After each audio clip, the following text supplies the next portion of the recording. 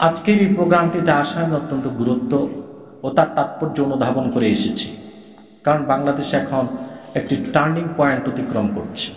ঠিক এই মুহূর্তে আমাদেরকে সিদ্ধান্ত নিতে হবে, ওলামায়ে কেরাম ইসলামের পক্ষে সকল শক্তির করণীয় কি। আমরা যদি এই মুহূর্তে আমাদের করণীয় নির্ধারণ করতে ব্যর্থ হয়ে যাই এবং সঠিক লক্ষ্য উদ্দেশ্যে পৌঁছতে না পারি, ক্ষতি হবে ইসলামপন্থীদের। ইসলামের ক্ষতি হবে না, কারণ ইসলাম চিরকাল বিজয়ী ছিল, আছে, থাকবে। মুসলমানের ক্ষতি হবে, ইসলামপন্থীদের ক্ষতি হবে, এমনকি এক পর্যায়ে বাংলাদেশের স্বাধীনতা সার্বভৌমত্ব বিপন্ন হতে পারে। কারণ আমরা স্থূল দৃষ্টিতে চিন্তা করলেও দেখতে পাচ্ছি বিভিন্ন বিদেশি ইন্টেলিজেন্ট ব্রাঞ্চ বাংলাদেশের দিকে দৃষ্টি দিয়েছে।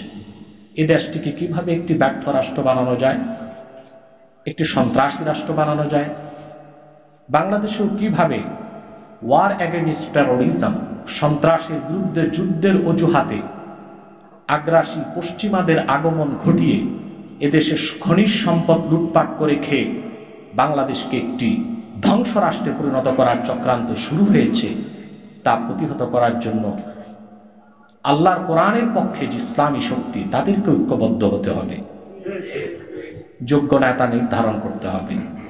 শুধু ঐক্যে চলবে না, নেতাও ঠিক মতো নির্ধারণ করতে হবে। শুধু নেতায় চলবে না, নেতার রাজনৈতিক প্রজ্ঞা প্রয়োজন আছে। সেজন্য আজকে এখানে আমি উপস্থিত হয়েছি, কারণ আমরা বিশেষ করে ওয়াজ মাহফিলে যারা কথা বলি দিনে রাতে, আপনারা জানেন আমি প্রায় 14 সাল থেকে দিনে প্রোগ্রাম করি। আলহামদুলিল্লাহ, দিনে হোক রাতে হোক কোরআন কারীমের বরকতে কোথাও কোথাও তো লাখো জনতার উপস্থিতি ঘটে। সেখানে হাজার হাজার মানুষকে চিন্তার বিনিময় করিয়ে যে কল্যাণ পেতে পারি আমি, বাংলাদেশের যারা cream Islamic scholar, Islamic spokesman যারা আপনারা এখানে আছেন, বিশেষ করে ডক্টর জাফরুল্লাহ সাহেবের মতো ব্যক্তিত্ব এবং আমাদের ইব্রাহিম সাহেব, বীর মুক্তিযোদ্ধা, একদম সলিড খাঁটি, দনজন বীর মুক্তিযোদ্ধা, ফরমালিন মুক্ত মুক্তিযোদ্ধা।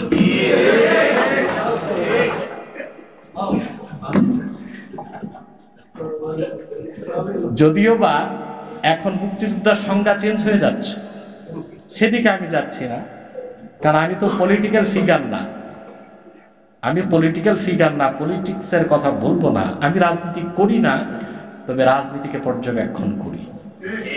আমি রাজনীতি করি না, তবে রাজনীতি আমার অধীনস্থদেরকে শিখাই।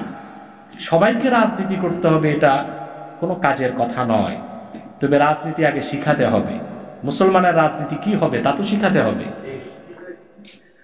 সেজন্য আজকে কিছু জরুরি কথা বলতে হচ্ছে আমাকে। প্রথম হচ্ছে, আমি এই রেসালাটা দেখেছি, এখানে খুব সুন্দর প্রবন্ধ লেখা হয়েছে, তো দুঃখ পেয়েছি সারা প্রবন্ধটির কোথাও সন্ত্রাসের কথা আছে, উগ্রবাদের কথা আছে, সম্প্রীতির কথা আছে, ইনসাফের কথা আছে, জিহাদ শব্দটি কেন নাই? তাহলে কি আমরা জিহাদ শব্দ উচ্চারণ করতে ভয় পাচ্ছি? কেন? জিহাদের ব্যাখ্যাটা দিলেই তো যারা জিহাদকে সন্ত্রাস বলে তাদের মগজ ধোলাই হয়ে যায়। এখন আমরা যদি পশ্চিমাদের মিডিয়া সন্ত্রাসের কারণে কোরআন কারীমের একটি, সুবহানাল্লাহ, এত বড় একটি বিষয় কেতাল ও জিহাদের নামটি উচ্চারণ করতেও ভুলে যায়, তো নিশ্চয়ই আল্লাহর আদালতে আমরা মুনাফিক, আর মুনাফিকদেরকে আল্লাহ সাহায্য করেন না। কারণ আল্লাহ তাআলা বলেছেন সাহায্যের জন্য মুমিন হতেই হবে। আমি চাই এটা সংশোধন করতে হবে। এবার আসুন সন্ত্রাস নিয়ে কিছু কথা বলছি। সন্ত্রাসের সংজ্ঞা আপনি এনসাইক্লোপিডিয়া ব্রিটানিকা, অক্সফোর্ড ডিকশনারি দেখবেন কেউ দিতে পারে নাই। মুহাম্মদ সাল্লাল্লাহু আলাইহি ওয়াসাল্লাম ১৫০০ বছর আগে। আপনি যদি পৃথিবীর ডিকশনারিগুলো খুলেন যে what is the definition of terrorism, তার এক একজন এক এক কথা লিখেছে। মূল কথা হচ্ছে the violence of rules and regulation and destroying the normal position and climate. নিয়ম কানুন শৃঙ্খলা ভঙ্গ করা, স্বাভাবিক পরিবেশকে নষ্ট করা সন্ত্রাস, এটা তারা সংজ্ঞা দিয়ে থাকে। এবং এই সন্ত্রাসটা আমাদের দেশে যারা মিডিয়া কর্মী, অধিকাংশ বুদ্ধিজীবী, তাদের দূরবীনটা শুধু ইসলামপন্থীদের দিকে থাকে। তারা কি কি সন্ত্রাস করল? কেন সন্ত্রাস কি শুধু ইসলামপন্থীদের দিয়েই হয়? আপনি ইন্টারন্যাশনাল আর্টিকেল গুলো দেখুন, তারা স্পষ্ট লিখেছে that terrorism has been practiced with both rightist and leftist activities. ডানপন্থী বামপন্থী যে কোনো রাজনৈতিক দলের দ্বারা সন্ত্রাস হতে পারে, রেগুলেশন পার্টি দ্বারা সন্ত্রাস হতে পারে। এমনকি even it has been practised by the organizations of government such as armies and intelligence branches. সরকারের মাধ্যমে সন্ত্রাস হতে পারে, ইন্টেলিজেন্স ব্রাঞ্চের মাধ্যমে সন্ত্রাস হতে পারে। ডাক্তার জাফরুল্লাহ স্যার বলছেন তারাই বেশি করে, সেটা তাহলে সন্ত্রাসের সঙ্গে আসুন। এবার যারা গাছপালা কেটে পরিবেশ দূষণ করে সেটা পরিবেশ সন্ত্রাস। নদী দখল করে যারা বাড়িঘর নির্মাণ করে দখলদার, তারা নদী সন্ত্রাস করছে। ঠিক আছে? প্রচুর কার্বন মনোক্সাইড এবং তৈরি করে যারা এনভায়রনমেন্ট পলিউশন করছে, তারা পরিবেশ সন্ত্রাস করছে। সচিবালয়ে, আদালতে, ডিপার্টমেন্টগুলোতে আরাম কেদারায় বসে নরম হাতে দামি কলমে যারা দুর্নীতি করছে, তারা কলম সন্ত্রাস করছে। তারা কলম সন্ত্রাস। আমার দৃষ্টিতে অস্ত্র সন্ত্রাসী থেকে অনেক বড় অপরাধী কলম সন্ত্রাস। যারা পত্রিকায় কাজ করছেন, ঢালাও চোখ কান বন্ধ করে ইসলামের বিরোধিতা করছেন আর ইসলাম বিরোধী শক্তিকে প্রমোট করছেন, প্যাট্রোনাইজ করছেন হলুদ সাংবাদিকতার মাধ্যমে, তারাও কলম সন্ত্রাসী, তথ্য সন্ত্রাস করছেন। ঠিক কিনা? আপনি সন্ত্রাসের সংজ্ঞা নির্ধারণ করেন আগে। সারা পৃথিবীতে সন্ত্রাসের বিরুদ্ধে ওয়ার এগেইনস্ট টেরোরিজমের নামে নেতৃত্ব দিচ্ছে আমেরিকা। তারপর কি হলো আমেরিকার নেতৃত্বে? 19টি বছরে আফগানিস্তানে $2.26 ট্রিলিয়ন তারা খরচ করেছে। আপনি জানেন এটা কত টাকা? 2 লক্ষ কোটি ডলারের চেয়ে বেশি। আমাদের বাংলাদেশের বাজেট হয়েছে এবার 6,32,000 কোটি টাকা প্রায়। আর শুধু আফগানিস্তানে আমেরিকা খরচ করেছে $2.26 ট্রিলিয়ন। বিশেষজ্ঞদের মতে এই টাকা গোটা আফ্রিকা এবং উপমহাদেশের দারিদ্রতা দূর করা সম্ভব হতো যদি এই টাকাটা দারিদ্রতা বিমোচনে খরচ করা হতো। সে কেন সেখানে যুদ্ধ করলো 19টি বছর? একজন ব্যক্তি ওসামা বিন লাদেনকে উদ্ধার করার জন্য। ঠিক কিনা? তাহলে একজন ব্যক্তির জন্য সেখানে $2.26 ট্রিলিয়ন খরচ করেছে, তার 7,000 সৈন্য মরেছে, আর টুইন টাওয়ারে মরেছে 3,000, আর এখানে এসে তার সৈন্য মরে গেছে 7,000। 72,000 নিরীহ সৈন্য তালেবানকে হত্যা করেছে, প্রচুর বেসামরিক নাগরিককে হত্যা করেছে, 19 বছর যুদ্ধ করেছে তারা। তারপরে তালেবানের 9 দিনের প্রতিরোধ যুদ্ধে 19 বছরের যুদ্ধ শেষ, বাগরাম ঘাঁটি থেকে পালানোর মতো সুযোগ খুঁজে পায় না। কেন এটা? পৃথিবীতে পরাশক্তি কাকে বলা হয়? 4টা শক্তি যার কাছে আছে। আমি অনুরোধ করছি আপনার কথা বলবেন, সাইড টক করবেন না। বলা হয় 4টা জিনিস যার কাছে আছে সে সুপার পাওয়ার হবে। মানি, মাসাল, মিডিয়া, ম্যান্ডেট। টাকা আছে, পেশি শক্তি আছে, ম্যান্ডেট আছে, মিডিয়া আছে। এই 4টা শক্তি সবচেয়ে বেশি যে আমেরিকার, তার এই শোচনীয় পরাজয় ঘটল আফগানিস্তানে 19 বছরের যুদ্ধ শেষ 9 দিনের প্রতিরোধ যুদ্ধে। কেন? এটা রাজনৈতিক ব্যাখ্যা কোথাও কেউ দিতে পারবে না। ভিয়েতনামের সাথে এটা তুলনা হয় না। ভিয়েতনামকে পিছনে সহযোগিতা করেছে রাশিয়া এবং চায়না। বলবেন পাকিস্তান করেছে? পাকিস্তান নিজেই দুর্বল রাষ্ট্র। দুটো পরাশক্তিকে তারা পরাজিত করেছে। কেন? তার জবাব আপনাকে কোরআন কারীম থেকে নিতে হবে। ওয়ামান ইয়াতাওয়াল্লাল্লাহু ওয়া রাসূলহু ওয়াল্লাযীনা আমানু ফাইন্না হিজবাল্লাহি হুমুল গালিবুন। যারা আল্লাহকে মালিক হিসেবে বিশ্বাস করে মুহাম্মদ সাল্লাল্লাহু আলাইহি ওয়াসাল্লামের ঈমানদার উম্মত হবে আর মুমিনকে নেতা বানাবে, তারাই আল্লাহর দল, তারা বিজয়ী হবেই। পৃথিবীর কোন শক্তি তাদেরকে দমিয়ে রাখতে পারবে না। আসেন, সন্ত্রাস কাকে বলে? আমেরিকা বলা হয় মুসলমান সন্ত্রাস করে আর ইসলাম সন্ত্রাস শিখায়। এর চেয়ে মিথ্যা কথা পৃথিবীতে আর একটাও নাই। এটা কেন বলে তারা? আপনি যাই বলুন, আমাদের দেশে যত পত্রিকা আছে, স্যাটেলাইট চ্যানেল বলেন, সোশ্যাল মিডিয়াটা আমাদের হাতে আছে। Satellite channel, print media, news media, সবগুলোর পিছনে খুঁজে পাবেন হয় মোসাদ, নয় র, নয় সিআইএ। তাদের প্রেসক্রিপশনের বাইরে এখানে তেমন একটা নিউজ হতে পারে না। যদি হয়, ওই পত্রিকা ভাতে মরবে, কারণ তার ভর্তুকি আসবে না। কি আসবে না?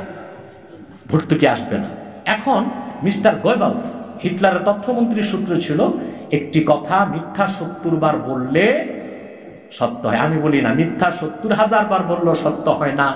গালিব বলেছেন, সাদাকত ছুপ নেহি সকতি হ্যায়, बनावट की उसूलों से कि खुशबू आ नहीं सकती है कागज की फूलों से। সত্যকে কখনো মিথ্যা দিয়ে ঢাকা যায় না, আর কাগজের ফুল থেকে গোলাপের খুশবু কখনো বের হয় না।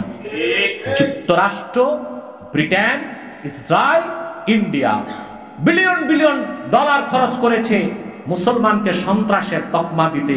সারা দুনিয়ার বিবেকবান আজকে স্বীকৃতি দিচ্ছে ইসলাম ও মুসলমানের সাথে সন্ত্রাসের সম্পর্ক নেই। যদি সন্ত্রাসের সম্পর্ক করতে হয় কোন ধর্মের সাথে, প্রথমে দায়ী হয় খ্রিস্টান ধর্ম।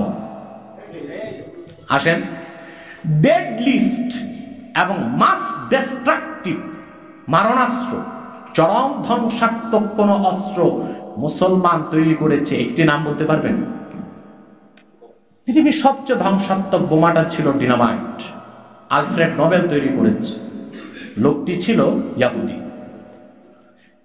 এই বোমা বিস্ফোরণে মানুষের মৃত্যু দেখে সে যে টাকাটা পেয়েছিল সেটাকে নোবেল ট্রাস্ট করেছে। পরবর্তীতে অ্যাটম বোমা আবিষ্কার হল। E=mc², আপেক্ষিক আণবিক ভর থেকে অ্যাটম বোমা আবিষ্কার হয়েছে। এই সূত্র আবিষ্কার করেছে আইনস্টাইন, সে ছিল ইহুদি। বোমা তৈরি করেছে আমেরিকাতে লিটল বয় আর ফ্যাটম্যান, দুইটা বোমা তৈরি করলো খ্রিস্টানরা। তারপর বোমা দুইটাকে বহন করলো খ্রিস্টানরা। জাপানে যে হিরোশিমা নাগাসাকিতে বোমা নিক্ষেপ করে 2 দিনে প্রায় 6 লক্ষ মানুষ হত্যা করেছে, বোমা আবিষ্কার করলো ইহুদি, বোমা তৈরি করলো খ্রিস্টান, বোমা ফেললো খ্রিস্টান, লাখ লাখ মানুষকে মারলো খ্রিস্টান আর ইহুদিরা, আর সন্ত্রাসী হয়ে গেল মুসলমান। প্রথম বিশ্বযুদ্ধে, দ্বিতীয় বিশ্বযুদ্ধে অক্ষ শক্তি, মিত্র শক্তি, কোন একটা পক্ষে কোন মুসলিম নেতৃত্ব ছিল না, ছিল খ্রিস্টান নেতৃত্ব, ছিল বৌদ্ধদের নেতৃত্ব, ছিল ইহুদিদের নেতৃত্ব। তাহলে সন্ত্রাসের সাথে কোন ধর্মের যদি সম্পর্ক নাই, আমি বলি যদি থাকে, তাহলে বলতে হবে ইহুদি, বৌদ্ধ, খ্রিস্টান, ইহুদি, ইসলাম ও মুসলমানের সন্ত্রাসের সাথে কোনো সম্পর্ক নেই। ইসলাম সন্ত্রাসের সংজ্ঞা কি দিয়েছে? আল্লাহ পাক বলেছেন অবিশ্বাসীদের ব্যাপারে, ইযা কিলা লাহুম লা তুফসিদু ফিল আরদ, এই পৃথিবীতে তোমরা ফাসাদ করো না, বিপর্যয় করো না, বিশৃঙ্খলা সৃষ্টি করো না, তারা বলেছে ইন্নামা নাহনু মুসলিহুন। আমেরিকা যেমন বলছে, আল্লাহ বলেছেন কাফেররা তাদের অবিশ্বাসীদের, মানে যেটা বাংলায় বলে চোরের মার বড় গলা, সব সন্ত্রাস তারাই করে। আবার তারাই বলে আমরা পৃথিবীতে কল্যাণ চাই, আমরা তো টেরোরিজমকে বন্ধ করতে চাই। তারপর টেরোরিজম বন্ধ করতে যে দ্বিতীয় বিশ্বযুদ্ধ, প্রথম বিশ্বযুদ্ধে তোমরা প্রায় 16 কোটি মানুষ মারলা। তারপর আমেরিকার নেতৃত্বে ভিয়েতনামে 20 লাখ মানুষ মারলা। উপসাগরীয় যুদ্ধে তোমরা শুধুমাত্র ইরাকে তোমাদেরই আবিষ্কৃত ইহুদি মোসাদের একটি মিস ইনফরমেশন শুনলা যে ইরাকে প্রচুর কেমিক্যাল উইপন আছে, রাসায়নিক অস্ত্র আছে। তোমরা 2500 বছরের সভ্যতার লালন ভূমি ইরাককে তছনছ করেছ। 22 লক্ষ মানুষকে উপসাগরীয় যুদ্ধে তোমরা হত্যা করেছ। সারা দুনিয়ায় তোমরা সন্ত্রাসকে প্যাট্রোনাইজ করেছ, আর মানুষের রক্তে ভূপৃষ্ঠকে রঞ্জিত করেছ। আর তোমরাই বলছো আমরা ওয়ার এগেইনস্ট টেরোরিজম করছি। আমরা সন্ত্রাসের বিরুদ্ধে যুদ্ধ করছি। এই অবিশ্বাসীদের চরিত্রের কথা লাগেই বলে দিয়েছেন, আলা ইন্নাহুম হুমুল মুফসিদুন। ওরা যারা কল্যাণের কথা বলে, শান্তির কথা বলে, হিউম্যান রাইটস মানবাধিকারের কথা বলে, এরাই আসল সন্ত্রাসী, এরাই আসল বিপর্যয় সৃষ্টিকারী। ওয়ালাকিন লা ইয়াশউরুন, কিন্তু তারা তো অনুধাবন করে না। অতএব পশ্চিমারা সন্ত্রাসের যে সংজ্ঞা দেয় সেটা আমরা মানতে পারি না। ইসলামে সন্ত্রাস নেই, ইসলামে সহিংসতা নেই। ইসলাম সম্প্রীতি সভ্যতা শিক্ষা দিয়েছেন বিশ্ব মানবতার মুক্তি। আমি একটা তথ্য দিচ্ছি, রাসূল করিম সাল্লাল্লাহু আলাইহি সাল্লামের জামানায় ১৫০০ বছর আগে গাজওয়া, সারিয়া, জুয়ুশ এবং বুরুস সব মিলিয়ে যুদ্ধ হয়েছে প্রায় ৬০-এর অধিক। কতগুলো যুদ্ধ? আমাদের ইব্রাহিম স্যার খুব সুন্দর বই লিখেছেন, ব্যাটল অফ ইসলাম। এই তথ্যগুলো ওনাকে আরো সমৃদ্ধ করবে। মোট ৬০-এর বেশি যুদ্ধ হয়েছে। আপনি অবাক হবেন, আল্লাহর হাবিব মুহাম্মদ সাল্লাল্লাহু আলাইহি ওয়াসাল্লামের নূরের জামানায় ৬০টির মতো যুদ্ধে ১০ বছরে মানুষ নিহত হয়েছে মাত্র ১০১৮ জন। এটা কি চিন্তা করা যায়? ইসলামের পক্ষে এবং বিপক্ষে মোট মানুষ নিহত হয়েছে ১০১৮ জন। তাহলে রাসূল করিম সাল্লাল্লাহু আলাইহি ওয়াসাল্লাম যে কিতাল, যে জিহাদের শিক্ষা দিয়েছেন, সেটা মানুষ হত্যার জন্য নয়, সেটা মানবতা প্রতিষ্ঠার জন্য, সেটা সন্ত্রাসের জন্য নয়, সেটা সন্ত্রাস নির্মূল করার জন্য, সেটা নারীর অধিকার প্রতিষ্ঠা করার জন্য, মা বোনদের সম্ভ্রমকে রক্ষা করার জন্য, মুসলিম স্টেটের স্বাধীনতা সার্বভৌমত্বকে রক্ষা করার জন্য। সেজন্যই মানুষ মারা গিয়েছিল মাত্র ১০১৮ জন। অথচ সেই যুগে ইসলামের ঠিক কিছুকাল পূর্বে বখতে নাসার বাইতুল মুকাদ্দাসে হামলা করেছিল। সেই যুদ্ধে ৭ লক্ষ ইহুদিকে হত্যা করেছিল বখতে নাসার। সে যুগে তো হত্যা ছিল, রাজধানী ছিল। রোমান বাইজেন্টাইনরা আবার হামলা করলো বাইতুল মুকাদ্দাস ইহুদিদের উপর, লক্ষ লক্ষ মানুষকে তারা হত্যা করেছে। সে হত্যা, সন্ত্রাস, খুনকে বন্ধ করতে ইসলাম ইনসাফ দিয়েছে, সেটা হলো জিহাদ ও কিতাল। সেই সত্যটা আমাদের তুলে ধরতে হবে। পশ্চিমাদের প্রোপাগান্ডায় আমরা যদি আমাদের কথাগুলো ভুলে যাই আর বাদ দিই, তাহলে আমরা তো মুমিনের খাতায় নাম থাকবে না। তো আল্লাহ সাহায্য কেমন করে পাবো আমরা? পশ্চিমাদের যে ডাইস, ওটাই ঢুকা যাবে না। পশ্চিমাদের ডেমোক্রেসি মুসলমানের জন্য না। পশ্চিমাদের ডেমোক্রেসি আমরা মিশরে পাই নাই। ৮০ বছর রাজনীতি করে ইখওয়ান ক্ষমতায় গিয়েছে, সেখানে সিসির মাধ্যমে সামরিকতন্ত্র জারি করেছে পশ্চিমারা। তখন ডেমোক্রেসি মুসলমানের জন্য তারা অ্যাপ্লাই করে নাই, তার আলজেরিয়ায় করে নাই। বাংলাদেশে কি ডেমোক্রেসি আছে?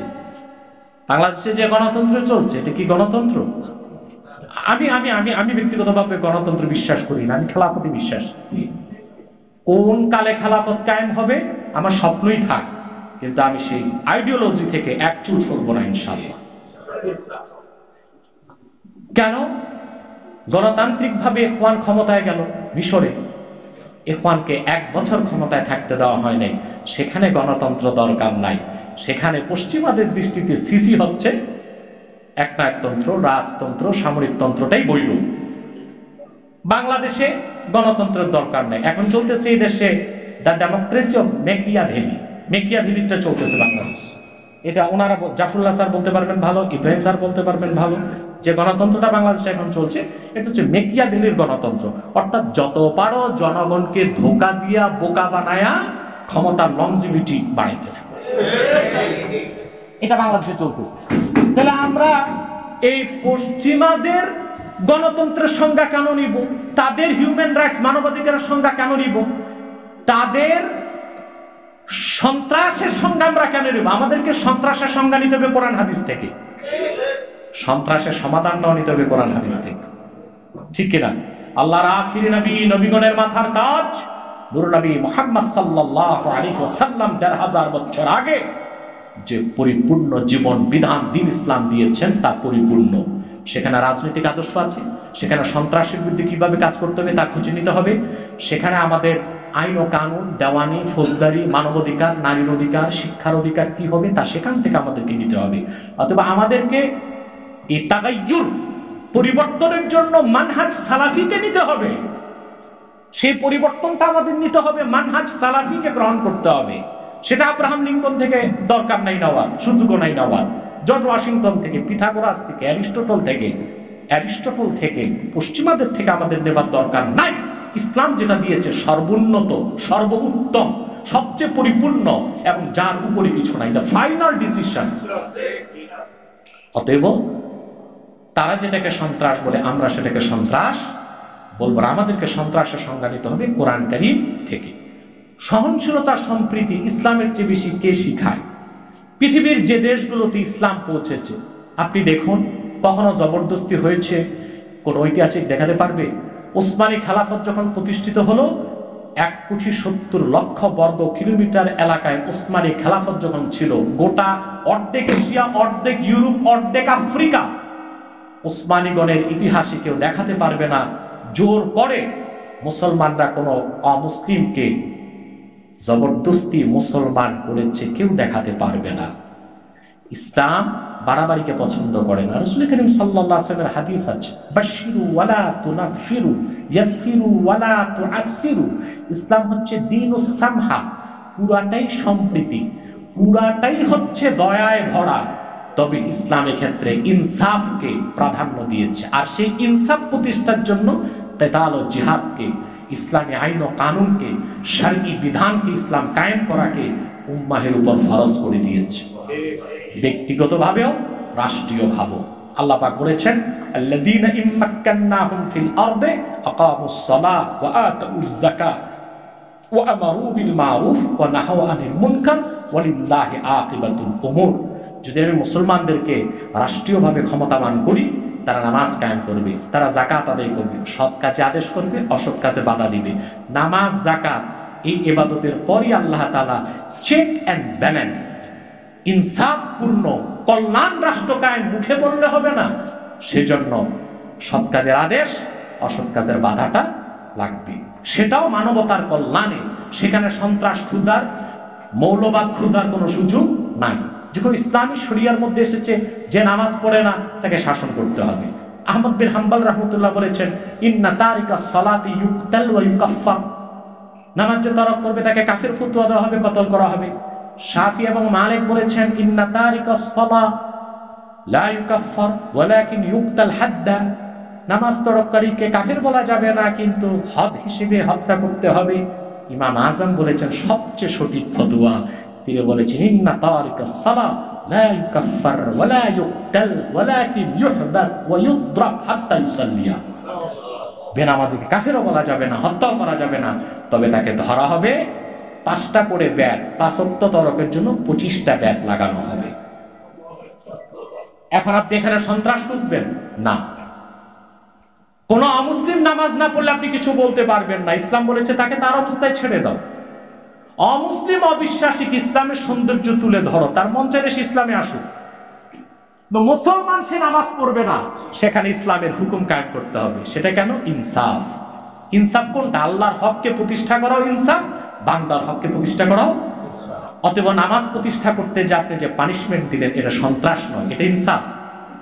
যাকাত গরিবের হক।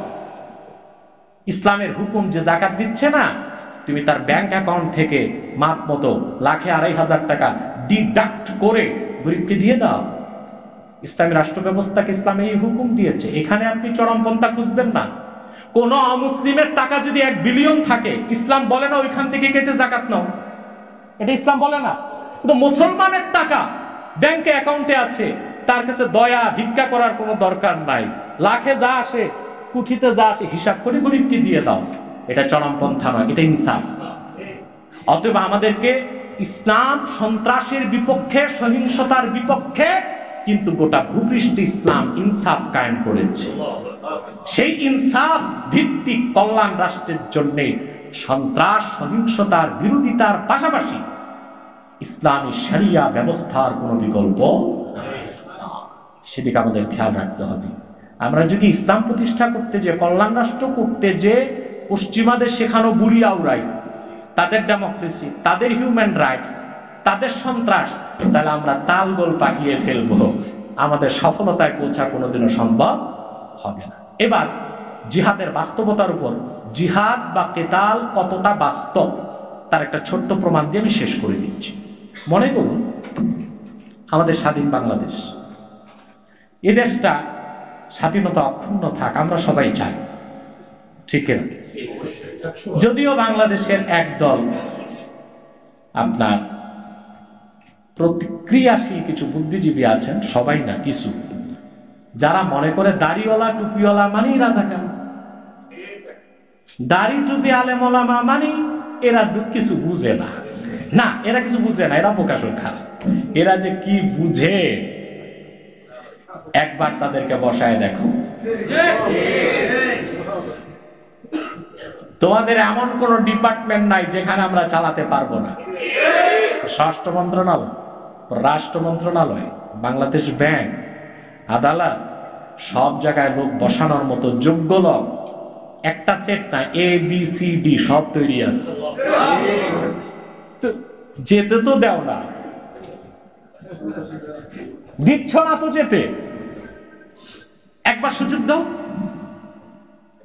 বাংলাদেশ থেকে সব সন্ত্রাস বন্ধ হবে, পরিবেশ সন্ত্রাস বন্ধ হবে, নদী সন্ত্রাস বন্ধ হবে, কলম সন্ত্রাস বন্ধ হবে, ফাইল সন্ত্রাস বন্ধ হবে, রাজনৈতিক সন্ত্রাস বন্ধ হবে, অস্ত্র সন্ত্রাস বন্ধ হবে।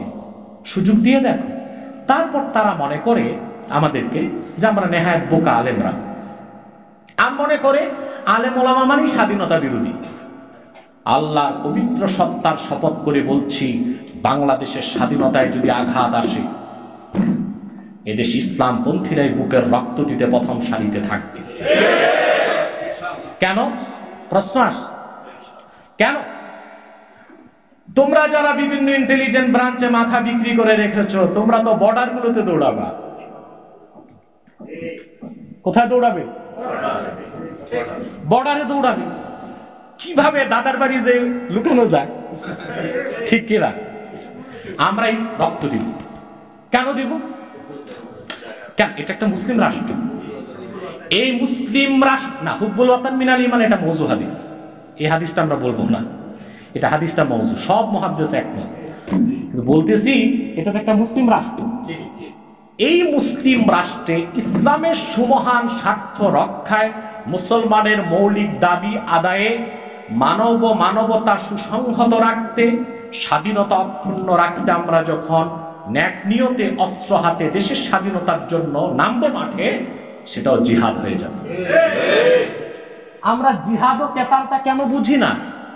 কিতাবুস সিয়ারে এসেছে, ইমাম আজম আবু হানিফা রাহমাতুল্লাহর ফাতাওয়া, ওয়া ইন হাজামাল আদু আলা বালদাতিন তাখরুজুল মারআতু বিগাইরি ইযনি যাওজিহা ওয়াল আমাতু বিগাইরি ইযনি মাওলাহা। যদি কোন মুসলিম রাষ্ট্রে শত্রু প্রবেশ করে স্বাধীনতা নষ্ট করতে, সে দেশের মুসলিম নারীদের উপর ফরজ হয়ে যাবে স্বামীর অনুমতি ছাড়া যুদ্ধে চলে যাবে।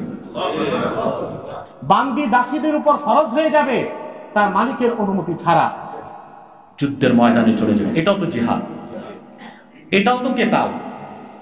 অতএব ইসলামের সুমহান স্বার্থ রক্ষায়, মুসলমানদের মৌলিক দাবি আদায়ে, শিরক কুফর মুক্ত সমাজ গঠনে, ইনসাফপূর্ণ খেলাফত এবং কেতাল ও জিহাদের কোনো বিকল্প নেই। সেটাই আমাদের লক্ষ্য এবং উদ্দেশ্য হতে হবে। নিরাশ হবার কিচ্ছু নাই। আমরা কেন নিরাশ হই? আমরা লোহার বুট চাবানোর মতো কোনো দাঁত পৃথিবীতে নাই, রাশিয়ারও নাই, আমেরিকারও নাই। তা আমরা মধ্য এশিয়াতে দেখেছি। নামটা নিতে হবে? আর মধ্য এশিয়া কোন দেশটা বলতে হবে? 19 বছরের সবকিছু বুমেরাং করেছে 9 দিনে তার হাত। $2.26 ট্রিলিয়ন সবকিছুকে তছনছ করে দিয়েছে। তাদের 4টা শক্তির একটাও ছিল না। পরাশক্তির যে 4টা আছে, মিডিয়া, মাসল, মানি, ম্যান্ডেট, এই 4টাকে পরাজিত করে দিনের ঝান্ডা উড়াতে পারে আরেকটা শক্তি, যার উপর কোনো শক্তি নাই, ইমানের শক্তি। আমি ধন্যবাদ জ্ঞাপন করছি মাওলানা বেলালী সাহেবকে। মারুফুল্লাহ সাহেব তো আছে, আমি জানি না উনি এখনো আছে মুফাসসির পরিষদে। আমার অনেক মহব্বতের লোকজন আছে। আর আমি এই সকলকে ধন্যবাদ জ্ঞাপন করছি। আমিও সুফি ফেরদৌস খানের জন্য দোয়া চাই, এর একটি নীরবে কাজ করে যাচ্ছে, আল্লাহ তাকেও কবুল করুক, বলুন আল্লাহুম্মা আমিন।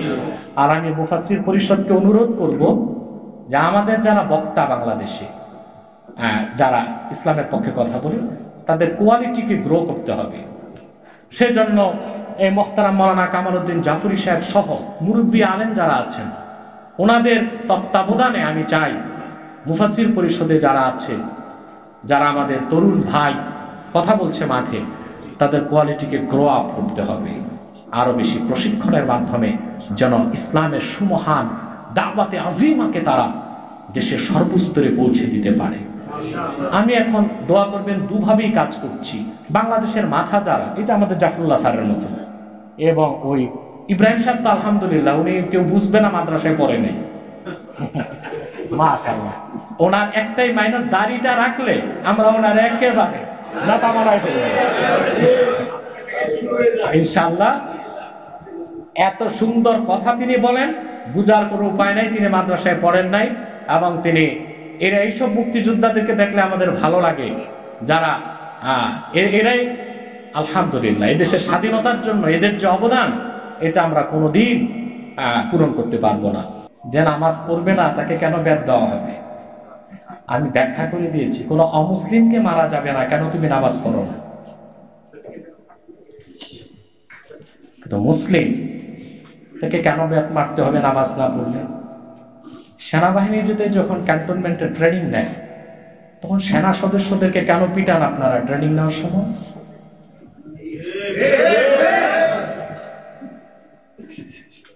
সেটা কি অমানবিকতা নয়? কেন? সে যেন ট্রেনিং পেয়ে যোগ্য সৈনিক হতে পারে। এর জন্য নামাজ না পড়লে, ওটা সেনাবাহিনীর ট্রেনিং, 5টা করে ব্যাট লাগাতে হবে যেন সে ট্রেন্ড আপ হয়ে যায়। 2, মা বোনদেরকে আসতে দিনে আমরা উগ্রবাদে বিশ্বাসী নই। ব্যক্তিগতভাবে আমি যখন সৌদি আরবে নিয়ম, বিন সালমানের অনেক কিছুতে আমরা একমত না, সে ভুল করছে, কিন্তু মহিলাদেরকে যে ড্রাইভিং এর সুযোগ দিয়েছে এটা ইসলামে জায়েজ আছে, মহিলারা ড্রাইভিং করতে পারবে, এটা নসে হাদিস দিয়ে সাব্যস্ত। এবং বুখারী শরীফে এসেছে, রাসূল করিম সাল্লাল্লাহু আলাইহি ওয়াসাল্লাম এক সাহাবীকে বলেছেন যে তুমি বেঁচে থাকলে দেখবা তারতাহিলু বিনাল হেরা হাত্তা তাতুফাল কাবা, একজন মহিলা ইয়ামানের হেরাত থেকে একা একই উটে সওয়ার হয়ে কাবাগর তওয়াফ করতে আসবে। তাহলে বোঝা যায় একজন মহিলা যদি একা একই 1000 কিলোমিটার উটে চড়ে আসতে পারে, তো মহিলারা ড্রাইভিং করতে কেন পারবেন?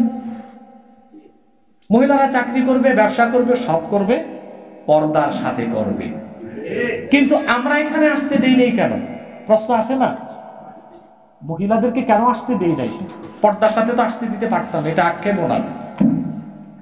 আমি যখন ঢুকতেছি আপনাদের এখানে হলে, আমার কাছে ফোন এসেছে, বাংলাদেশে যিনি ইসলামের ব্যাপক প্রচার করে যাচ্ছেন, খ্রিস্টান মিশনারির বিরুদ্ধে কাজ করে যাচ্ছেন, আপনারা শুনলে কষ্ট পাবেন, এখন মাওলানা জুবায়ের গতকাল নিখোঁজ হয়েছে। একজন আলেম যেখানে নিখোঁজ হয়ে যায়, পুরুষ মানুষ, মহিলাকে কোন ভিত্তিতে আমরা ছাড়বো এখানে আসতে? সেই নিরাপত্তার ব্যবস্থা করুন আপনারা। আমাদের মা বোনদের এখানে আসারও যাওয়ার নিরাপত্তা নিশ্চিত করুন, যে তারা নিরাপদে চরিত্র সম্ভ্রম নিয়ে আসতে পারবে, ফিরতে পারবে। তাহলে আমরা মহিলাদেরকে দাওয়াত করি এখানে বসে।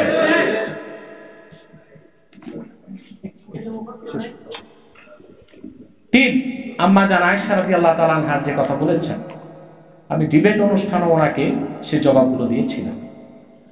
হযরত আয়েশা রাদিয়াল্লাহু তাআলা আনহার ঘটনা যদি নাই ঘটতো, তো পৃথিবীতে নারীদের অধিকার প্রতিষ্ঠিত হতো না। ওনার হাতটা হারিয়েছিল বলে সূরা নূরে আল্লাহ তাআলা নারীদের অধিকার কতটা সমুন্নত করেছেন। কোন নারীকে যদি কেউ মিথ্যা অপবাদ দেয়, 80 দোররা দেবার হুকুম আল্লাহ করেছেন। নারীর ক্ষেত্রে আইনের শাসন আল্লাহ কায়েম করেছেন হযরত আয়েশা রাদিয়াল্লাহু তাআলা আনহার মাধ্যমে। পরবর্তীতে ওনার হার হারিয়ে গিয়েছিল, সেই কারণে তায়াম্মুমের আয়াত নাযিল হয়েছে। এই বিষয়গুলো সর্বোচ্চ আধ্যাত্মিকতার মানদণ্ডে উত্তীর্ণ। চতুর্থ যে কথাটি বলেছেন তিনি আহমদিয়াদের বিষয়। আহমদিয়া বলতে কিছু নাই, তারা কাদিয়ানী। এবং নিঃসন্দেহে তারা অমুসলিম এবং কাফের। কেন? ইসলাম প্রথা সর্বস্ব ধর্ম নয়। কোন খ্রিস্টান সে যদি জেসাস বা যিশুকে বিশ্বাস নাও করে, কিন্তু গির্জায় যাতায়াতের মাধ্যমে সে খ্রিস্টান হতে পারে। ইহুদি সিনাগগে যদি যাতায়াত নাও করে, ডেভিড বা মসিকে বিশ্বাস নাও করে, সে ইহুদি হতে পারে। রামকৃষ্ণ গণেশকে বিশ্বাস না করে পূজা পার্বণ করে হিন্দু হওয়া যায়। প্যাগোডায় যাতায়াত না করে গৌতম বুদ্ধকে বিশ্বাস না করে বৌদ্ধ হওয়া যায়। কিন্তু আল্লাহর কোরআনের শুরু থেকে শেষ পর্যন্ত কোন একটি বাক্যকে যদি কেউ অস্বীকার করে সে কাফের। স্পষ্ট আল্লাহ কোরআনে বলেছেন, মা ইউজাদিলু ফি আয়াতিল্লাহি ইল্লাল্লাযীনা কাফারু। আল্লাহর কোরআনের কোন আয়াত অস্বীকারের যদি কেউ সন্দেহ করে, আল্লাহ বলেছে সে কাফের ছাড়া কেউ নয়। কাদিয়ারি কারা? তারা গোটা কোরআনকে অস্বীকার করে। তারা বলে 1857 সালে কোরআন বাজেয়াপ্ত হয়ে গেছে। শুধু তাই না, ইসলামের মৌলিক আকীদাই তো তারা বিশ্বাস করে না। আপনি মুক্তিযুদ্ধকে অস্বীকার করে মুক্তিযোদ্ধা হতে পারেন না। এখন রাজাকার যদি বলে স্বীকৃত রাজাকার আমি মুক্তিযোদ্ধা, আপনি তো তা মেনে নিবেন না। আর এই অপেক্ষা করবেন না হাসরে তার বিচার হোক। অনেক যুদ্ধাপরাধীকে তো আপনারা শাস্তি দিয়েছেন, তো কিয়ামতের জন্য রেখে দেন নাই কেন? তাদের বিচার হাসরে হবে। আপনার বিচার করেছেন। জিয়াউর রহমানকে স্বাধীনতার ঘোষক বিশ্বাস না করলে তাকে তো আপনি বিএনপি বলবেন না। শেখ মুজিব স্বাধীনতার স্থপতি, তাকে বিশ্বাস না করলে আপনি রাষ্ট্রদ্রোহী বলছেন। তো কোরআনকে অস্বীকার যারা মুহাম্মদ সাল্লাল্লাহু আলাইহি ওয়াসাল্লাম আল্লাহর শেষ নবী এই কথা বিশ্বাস করে না, তারা শুধু কাফের না, ইহুদির চেয়েও বড় কাফের। কারণ কারণ কারণ হচ্ছে মুসলিম দাবি করার বিষয়টা আপনাকে ডেফিনেশনে আসতে হবে। আল্লাহ কোরআন কারীমে 3টি নামে সূরা নাযিল করেছেন। মুমিনের নামে সূরা আল মুমিনুন, মুনাফিকের নামে সূরা আল মুনাফিকুন, কাফিরের নামে সূরা আল কাফিরুন। এখন বাংলাদেশে যারা আছে অবিশ্বাসী, আমি যদি কাফের বলি, এখন আপনি বলবেন কোরআনে কি তার নাম আছে কিনা? না, নাম থাকার দরকার নেই, সংজ্ঞা আছে। এখন আল্লাহর কোরআনের একটি আয়াত অস্বীকারীকে আল্লাহ মুসলিম বলে স্বীকৃতি দেন না। আর ইসলামের মৌলিক আকীদাই আল্লাহ এক। এখন কেউ যদি বলে আমি আল্লাহকে বিশ্বাস করি কিন্তু এক বলে বিশ্বাস না করে, সে মুসলিম না, সে মুশরিক, কাফের সে। ঠিক সেভাবে মুহাম্মদ সাল্লাল্লাহু আলাইহি ওয়াসাল্লাম আল্লাহর রাসূল এতটুকু বিশ্বাস করলে হবে না, বরং আল্লাহ তাআলা আখিরি নবী মুহাম্মদ সাল্লাল্লাহু আলাইহি ওয়াসাল্লামকে ১৫০০ বছর আগে প্রেরণ করে নবুয়ত ও রিসালাতের দরজা চিরতরে বন্ধ করে দিয়েছেন। ওনার পরে আজ পর্যন্ত কোন প্রকারই নবী কিংবা রাসূল পৃথিবীতে আসে নাই, এখনো নাই, কিয়ামত পর্যন্ত আসবে না। এই আকীদার নাম আকীদা খাতমে নবুয়ত। এটা যে বিশ্বাস করবে না তার সে কাফের, সে অমুসলিম। তাকে আহমদী বলা যাবে না, মুসলিম বলার তো প্রশ্নই আসে না। বরং পূর্বের 1 লক্ষ নবী প্রচার করে গেছেন, মুহাম্মদ সাল্লাল্লাহু আলাইহি ওয়াসাল্লাম আল্লাহর শেষ নবী। এর জন্য ইজমায়ে সাহাবা, মান আনকারা আকীদাতা খাতমিন নবুওয়া ফাকান্নামা আনকারা জামি রিসালাতা জামিল আম্বিয়া। যে মুহাম্মদ সাল্লাল্লাহু আলাইহি ওয়াসাল্লামকে শেষ নবী মানলো না, সে লক্ষাধিক নবীকে মিথ্যা বলে সাব্যস্ত করলো। অতএব মুসাইলামাতুল কাযযাব থেকে আজ পর্যন্ত যারাই মিথ্যা নবুয়ত দাবি করেছে, তারা কুখ্যাত কাযযাব হিসেবে জাহান্নামের কুকুরে পরিণত হয়ে জাহান্নামের শেষ সীমায় পৌঁছেছে। তাদের অনুসারী যারা, তাদেরকে আমরা আহমদী বলতে পারি না, তারা অমুসলিম। এবং সেই পরিচয়টা নিশ্চিত করতে হবে এই জন্য যেন অন্য মুসলমান ধোঁকায় পড়ে না যায়, সেজন্য পরিচয়টাকে নিশ্চিত করতে হবে।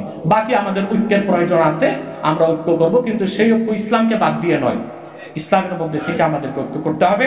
এবং এই ক্ষেত্রে ডক্টর জাফরুল্লাহ সাহেবের ইসলাম সম্পর্কে জ্ঞানের সমৃদ্ধির জন্য আরো যা প্রয়োজন আমি করবো ইনশাআল্লাহ।